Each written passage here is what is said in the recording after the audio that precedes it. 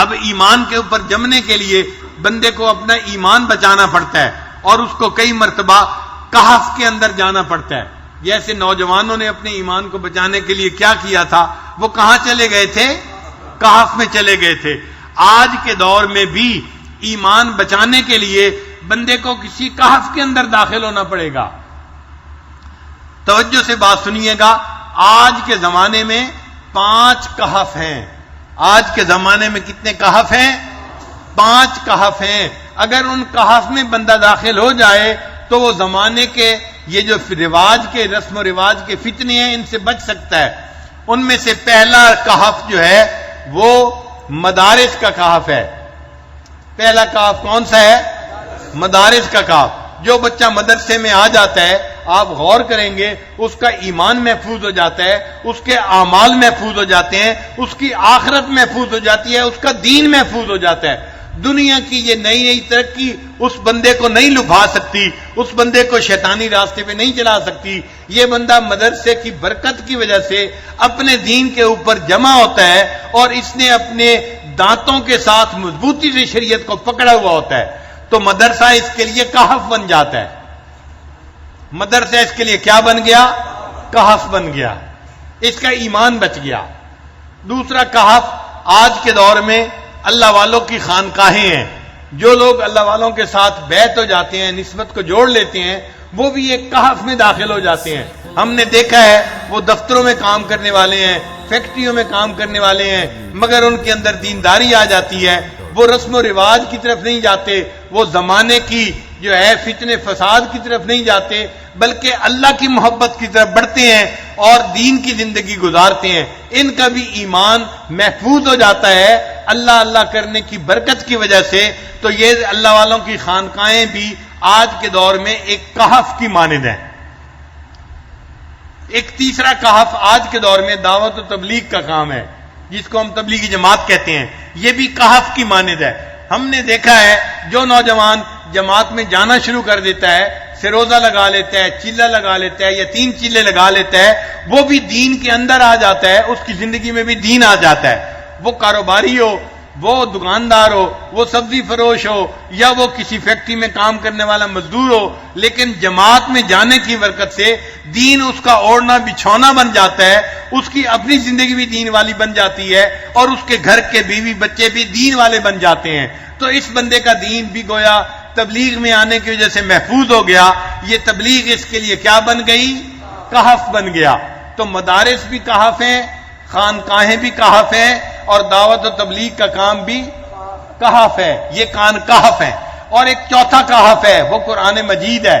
جو بندہ قرآن مجید کے ساتھ نتھی ہو جاتا ہے, قرآن مجید کو پڑھنا سیکھنا سمجھنا شروع کر دیتا ہے, تو قرآن مجید اس بندے کے دین کا محافظ بن جاتا ہے. تو قرآن مجید بھی کہف کی مانند ہے.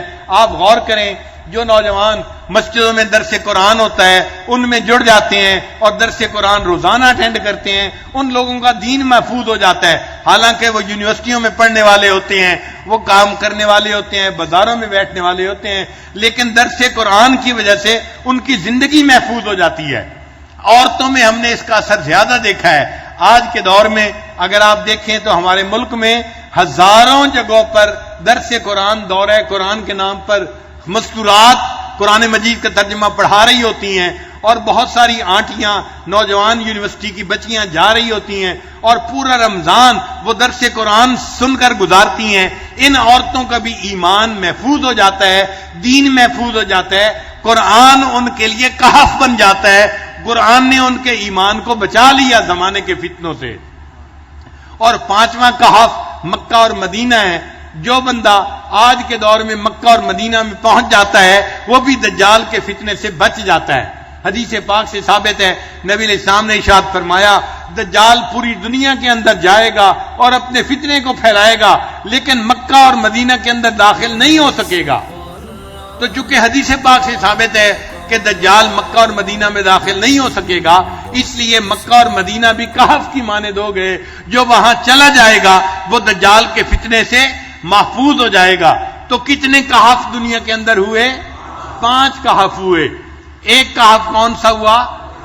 مدرسے کے ساتھ جڑ جانا.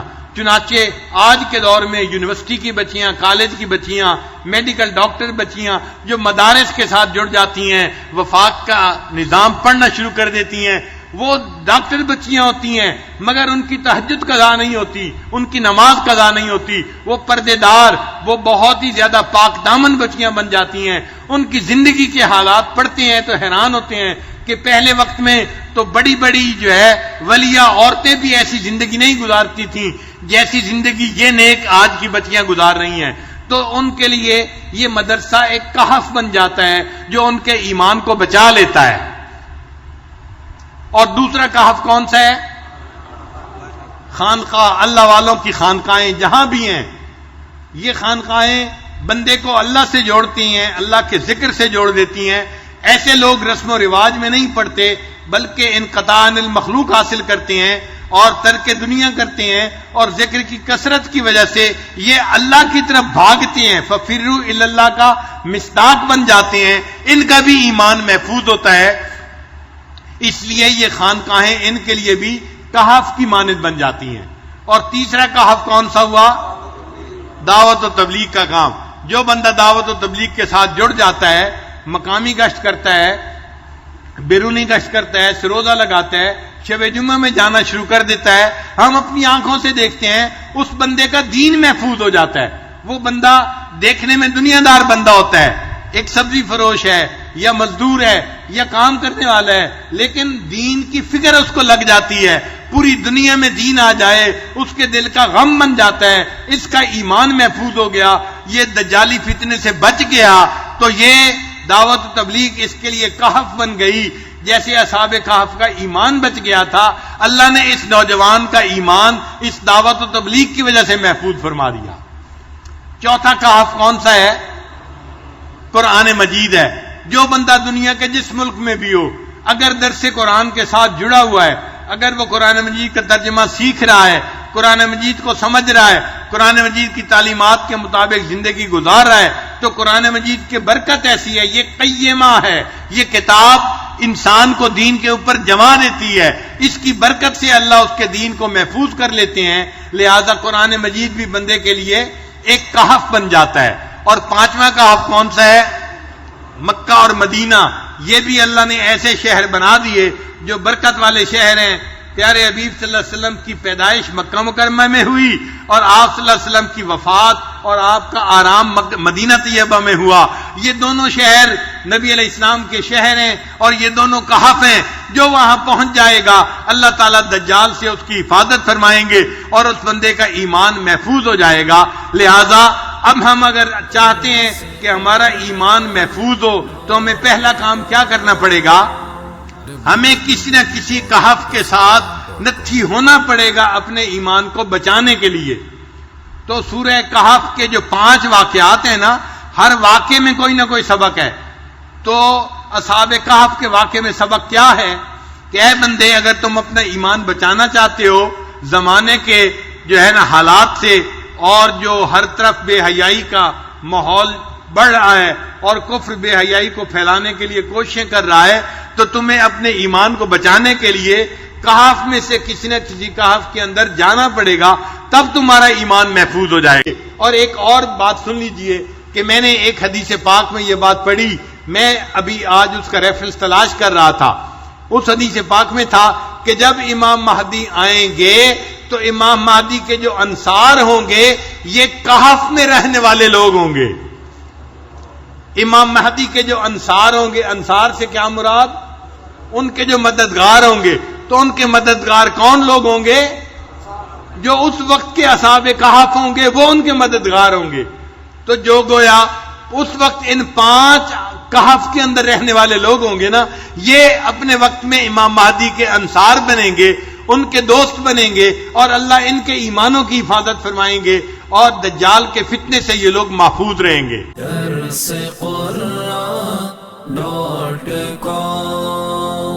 www.darsequran.com